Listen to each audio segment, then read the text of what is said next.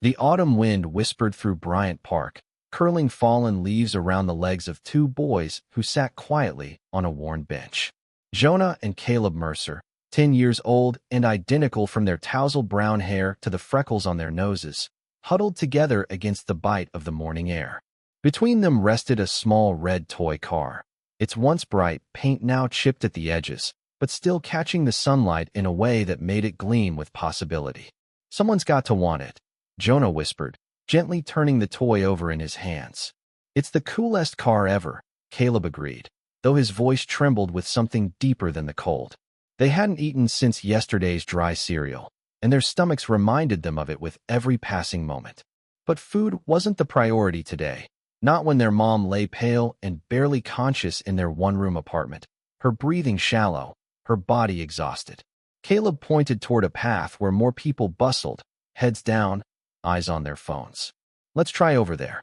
The twins stood, brushing off their thin jackets, and positioned themselves with a clarity of purpose far beyond their age. They watched the passing strangers with serious blue eyes, their hands clenched nervously behind their backs. "Excuse me, sir," Jonah called out to a man in a navy suit. "Would you like to buy our car? It's special." The man didn't break stride. He didn't even glance down. It happened again and again. Some people looked at them with pity, most with indifference. A few crossed the path to avoid them entirely. "We've got to try harder," Caleb said, his voice cracking. "Mom needs her medicine today." On the other side of the park, a black town car pulled to the curb, its sleek body reflecting the morning sun. From it stepped a tall man in his early 40s, his navy coat tailored perfectly, his shoes polished like mirrors. Grant Whitaker adjusted the cuffs of his shirt as his driver updated him on the rest of his day's itinerary. At 42, Grant was the founder and CEO of Whitaker Dynamics, a tech conglomerate that had shaped the digital landscape of the last decade. He was known for his sharp mind, sharper instincts, and a complete lack of interest in anything that didn't fit on a spreadsheet. "I'll walk," Grant told his driver, glancing toward the park. "Meet me on 5th in 20 minutes. As he walked, his thoughts flicked through projections, stock movement, and a pending acquisition.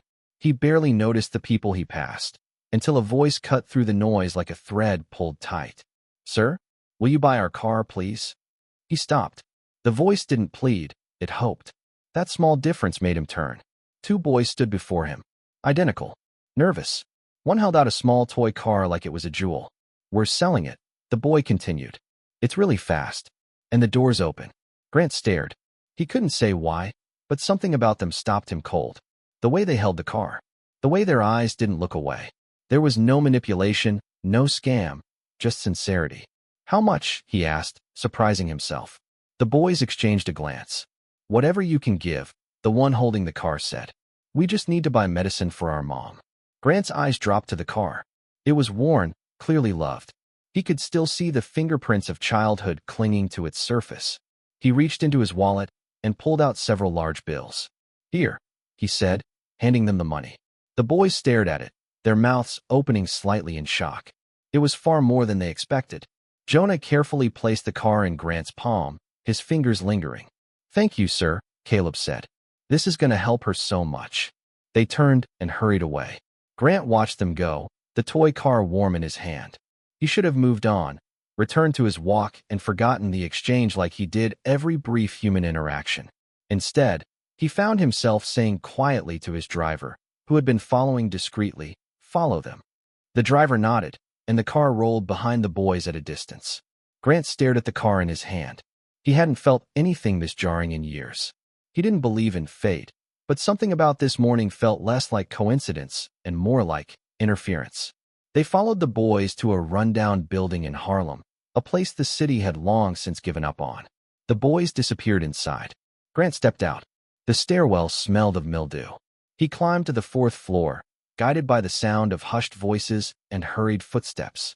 He knocked. The door creaked open. "It's the guy from the park," one twin said, wide-eyed. Behind them was a dim apartment, empty of everything but necessity. A thin mattress lay in the corner where a woman, clearly their mother, rested, her skin pale, her breathing shallow. "Can I come in?" Grant asked, his voice gentler than he remembered it could be. After a pause, the boy stepped aside. "She's been like this for weeks," Jonah explained. We don't have insurance, Caleb added. Grant knelt by the woman. Her skin was hot with fever. She needs a hospital, he said. We were selling the car to try to help, Caleb whispered. Grant stood slowly. I'll take care of it. But how can we pay you back? Jonah asked. You already sold me your car, Grant replied. Now it's my turn. Without another word, he lifted the woman carefully in his arms. They drove straight to St. Luke's. Grant's name smoothed out the usual emergency room chaos, and within minutes, a team of doctors was working on her. Severe dehydration, one doctor murmured. Possible kidney failure. She needs dialysis, now. Do it, Grant said. I'll cover everything. Are you family? Yes, he answered. It was a lie, but not one he could bring himself to correct. By nightfall, the twins lay beside him on a waiting room bench, exhausted but safe. Their mother was stable, under treatment. For the first time in weeks, maybe months, they could breathe. Where will we go now? Jonah asked. You'll stay with me, Grant heard himself say. The boys blinked at him, surprised. Just until your mom gets better. They nodded. The next morning, sunlight spilled through the tall windows of Grant's penthouse like a quiet promise. The boys stood by the glass wall overlooking Manhattan, awe etched across their faces. Skyscrapers stretched into the clouds, and yellow taxis below looked like tiny toys. For a moment, they didn't speak, just stood there, letting the heat from the sun chase away some of the cold that had lived inside them for far too long. Grant watched them from the kitchen, coffee in hand. He wasn't used to noise in the morning, certainly not the sound of two 10-year-olds marveling at the view, whispering questions to each other. But oddly, it wasn't unwelcome. He realized, in a quiet, unspoken way, that it felt like something good. Do you think he has a pool? Caleb asked. He's got to have, like, 5, Jonah replied. They turned as Grant walked toward them. Just one, he said with a small smile. But it's heated. Their eyes lit up. Your mom's stable, he added, sitting down at the long granite island in the kitchen. The doctors say she responded well to treatment overnight. The relief on their faces was immediate. Jonah grinned for the first time in days. Can we see her? Caleb asked. This afternoon, Grant replied. They're still running tests. Mrs. Patterson, his longtime housekeeper, stepped in, holding a tray of pancakes and fruit. She paused when she saw the boys. Her eyes flicked to Grant, as if to ask, what now? He simply nodded. She served them breakfast without another word. Grant noticed the way they devoured the food like it might disappear if they didn't eat quickly. He'd seen hunger before, on the streets, in other countries during business trips, but never this close. Never like this. After breakfast, the boys explored the apartment cautiously, stopping at every piece of art, every strange object with the reverence of visitors in a museum. When Jonah tried to peek into the one door that was locked, Mrs. Patterson stepped in gently. That room stays closed, sweetheart. The twins nodded, respecting the boundary, but not forgetting it. Later that day, Grant took them back to the hospital.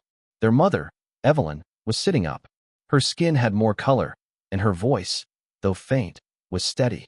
My boys, she whispered as they rushed to her bedside. They're staying with me for now, Grant said from the doorway. Evelyn looked up at him, confusion and gratitude fighting in her expression. Why? He didn't have an answer then, not one that made sense out loud. As the weeks passed, a new rhythm emerged. Mornings started with cereal and half-combed hair. Afternoons were filled with hospital visits and phone calls to doctors. Evenings meant homework at the dining room table, chess lessons, or documentaries about animals at Caleb's request. Grant found himself pausing more often, mid-email, mid-call, mid-thought, just to listen to the sounds of life in his once silent home. The locked room, Thomas's room, remained untouched. But the memories no longer haunted him. They waited, quietly, in the background, softened by the present.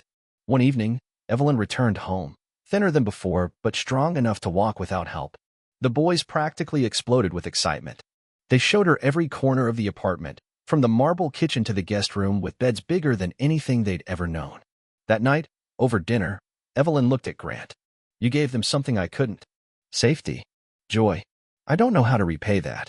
Grant looked down at his plate, then at her sons. You already did, he said quietly. You raised 2 incredible kids. Time passed. Evelyn began outpatient treatment. She regained weight. She found part-time work with flexible hours. The boys enrolled in school. They made friends, joined a soccer team. Grant even went to one of their games, something no one in his life would have believed if they hadn't seen it with their own eyes. They called him Mr. Grant at first. Then, one evening, after a night of telescope stargazing on the terrace, Jonah simply said, "Good night, Dad." And Grant froze. He didn't correct him. He didn't have the heart to. Instead, he walked into his study, sat down, and looked at the toy car still on the shelf. The same car that had started it all. The next day, Grant took it off the shelf and placed it inside a display box, where it would stay not as a relic, but as a reminder. A year later, the apartment had changed. There were drawings on the fridge, backpacks near the door, a turtle in a glass tank, laughter in the halls, and something else Grant never thought he'd see again: joy.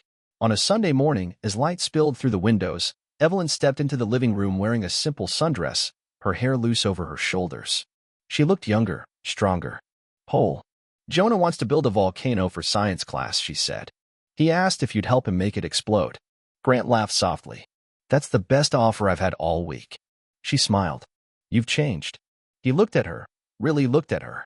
"You saved me," he said. "All three of you." She crossed the room. "Then maybe it's time we stop pretending this is temporary." Grant didn't respond with words. He reached into the drawer and pulled out a small velvet box. He opened it, and Evelyn's breath caught. "Yes," she said softly, before he could ask. The boys burst in a second later, mid-argument about whether A.T. Rex could beat a shark. They stopped when they saw the ring. Jonah's eyes went wide. "Wait, are we getting married?" "If that's okay with you," Grant said. Caleb beamed. "Only if we get to wear suits. Real suits. With ties. Deal." The wedding was small, private, held in the park where it all began. As they exchanged vows under the changing leaves of autumn, Grant held Evelyn's hands and looked down at the two boys standing proudly beside them, his sons, now not just in heart, but in name. And somewhere, in the golden light of the afternoon, among the rustling leaves and the whispered wind, it felt like Thomas was watching too, smiling. Because sometimes, the family you find is the one you never saw coming. And sometimes, a little red toy car is the key to everything.